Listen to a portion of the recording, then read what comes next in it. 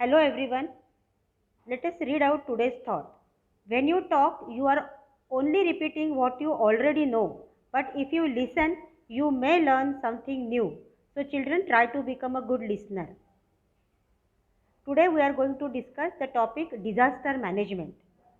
Disaster management is action implemented through proper planning, organized activity and coordination. It includes the following uh, points: prevention of loss and danger, improving tolerance, providing relief from disaster, minimizing the intensity and extent of harm, preparation to face the disaster, immediate action in the disaster situation, assessment of damages and intensity of the disaster, arranging for rescue work and help, rehabilitation and rebuilding. Let us discuss this question. What are the types of casualties that are seen to occur in different types of disasters?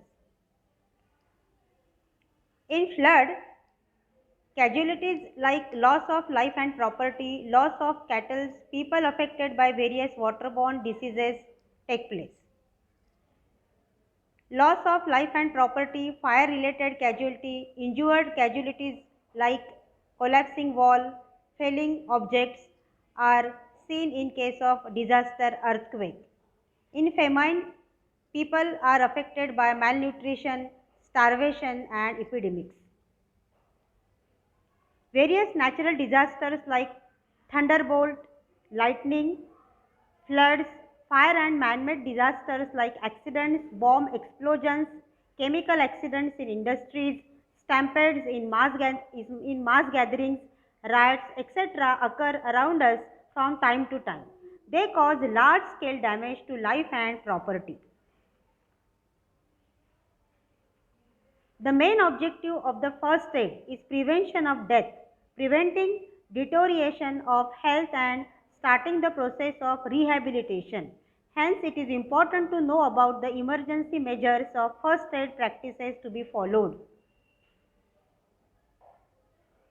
Children, you must know what first aid is to be provided in various situations.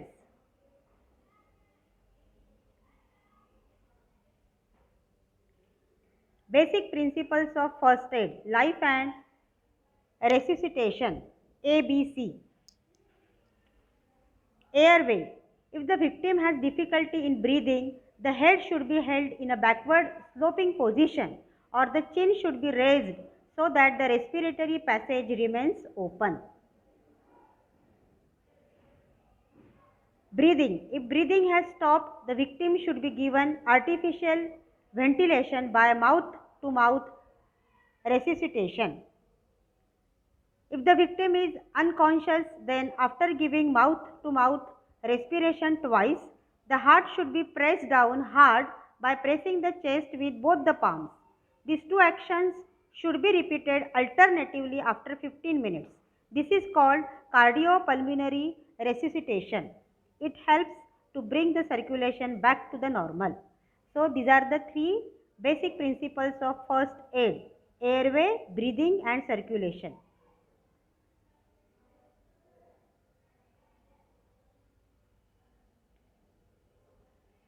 Bleeding. If the victim is injured and bleeding through the wound, then the wound should be covered with an antiseptic pad and pressure applied on it for 5 minutes with either thumb or palm. If any bone is fractured, it is essential that the fractured part be immobilized. Means that fractured part should not be moved. It can be done with the help of any available wooden rods, batons or rulers. If there is an impact on the back of the vertebral column, the patient should be kept immobile on a firm stretcher.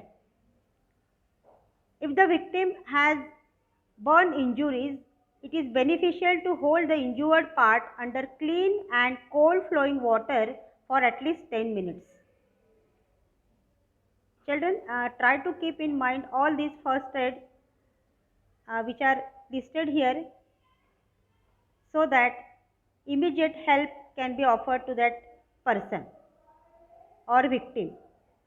For injuries like sprains, twisting and contusion, the RICE remedy should be applied.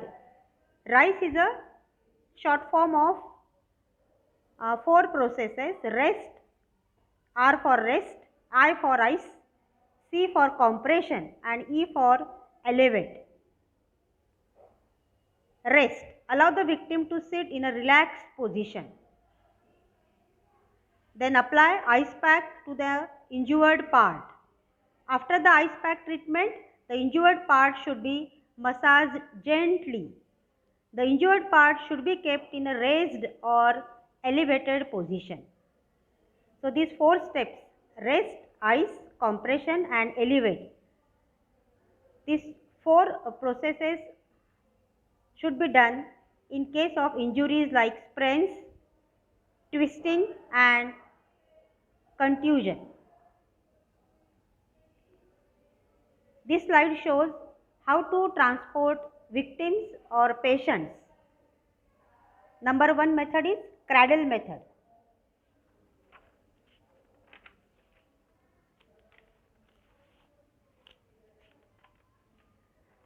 This is useful for children and underweight victims.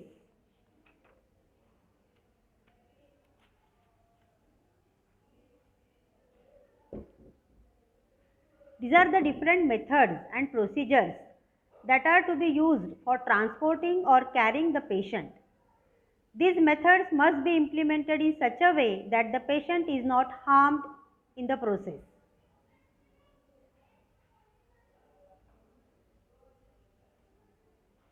Number two method is carrying piggyback. This method is useful for carrying an unconscious patient. Human crutch method. This method is helpful for supporting a patient whose one leg is injured. If one of the legs is injured, then the victim should be supported with minimum load on the other leg. Pulling or lifting method. This method is useful for carrying an unconscious patient through a short distance.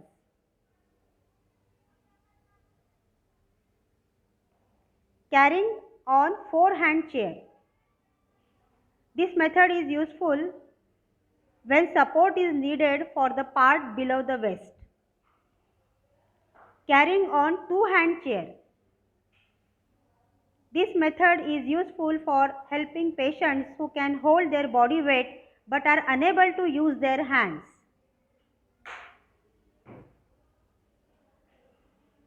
Stretcher. In an emergency, if a conventional stretcher is not available, then a temporary stretcher can be made using bamboos, blanket, etc. This method is useful for carrying an unconscious or a very badly injured person. Clear? So these are all methods which are helpful for carrying or transporting patients in various situations. Boats are used by the civil administration to rescue people trapped in flooded area. As an emergency measure, wooden boards, bamboo floats, air-filled rubber tube from a tire can be used to advantage. A fire extinguisher is a portable appliance that can be easily carried anywhere. Various appliances are used to put out a fire. So children, today we have discussed disaster management, then various basic principles of first aid like airway, breathing, circulation, then first aid to be used in bleeding, fracture, burns.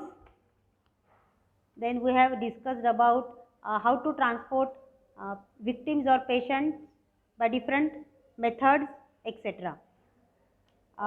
Children, I will give you the answers of all questions in a PDF file so that you will complete all the question answers in a neat, clean handwriting and keep your copy up to date. Thank you.